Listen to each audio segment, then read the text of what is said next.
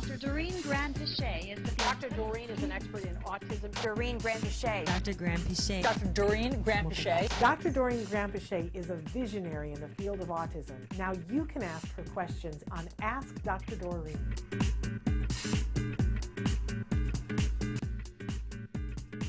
Farine wants to know, I have a client that cannot tolerate crying peers.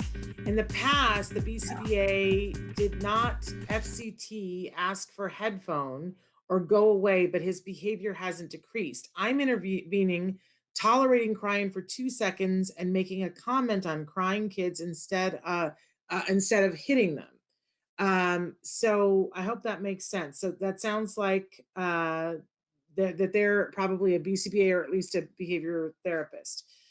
So again, they can't tolerate crying peers. In the past, I don't know what an FCT is. That might be a misprint. But the past BCBA made them ask for headphones or to go away, but the behavior didn't decrease. Now this person is getting them to tolerate crying for 2 seconds, and then that they get to make a comment, I think is what it is, on the crying kids instead of hitting them.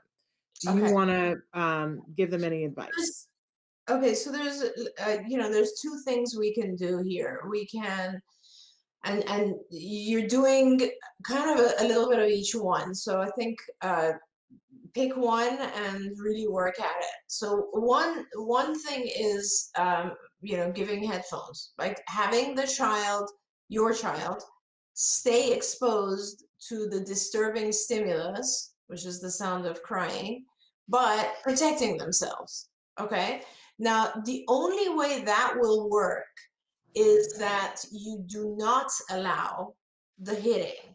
You have to block, whenever you want to replace a behavior, you have to block the inappropriate behavior and replace it with an appropriate behavior. So if the child, because I think the parents had written it didn't work, every single time it'll work because nobody is allowing him or her to hit the other child. You're blocking that, you're preventing that, and having the child put the headphones on, okay?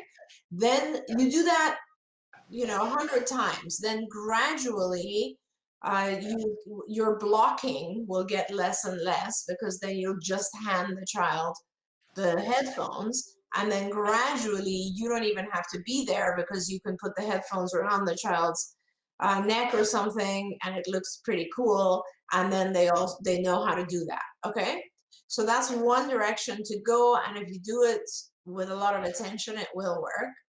Another direction is for the child to remove himself from the environment, which certainly you can do, and you can have the child like walk away when there's a child crying. Sometimes it's not possible to walk away or remove themselves, which again, they can put their headphones on. So that's another thing.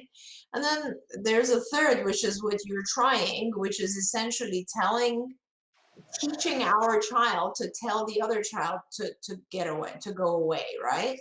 Which works, it can work, but again, I always say this, Shannon, that you can't teach things in the setting. You have to kind of practice them at home and make sure that that behavior has been mastered and then apply it to the real world. So in this particular case, you would record sounds of a child's crying or whatever sounds bother him, and you would practice this at home where you would play it and your child would then say, stop, or go away, or whatever it is you're trying to teach him, and then you would turn the thing off, right? And you practice that, and if you can get a neighborhood child to come and help as the next step, you make it more and more like real life, and then you practice it in the school setting and see how that works. But, I think it's a little bit more difficult to tell other children to go away. Like, let's say your child is in the playground, there's going to be several kids who are crying, right? If your child is sensitive to this sound, they're probably sensitive to other sounds as well. So my preference, if I was choosing the the intervention, I would probably choose the noise canceling headphones, and I would really practice and work at that. Okay.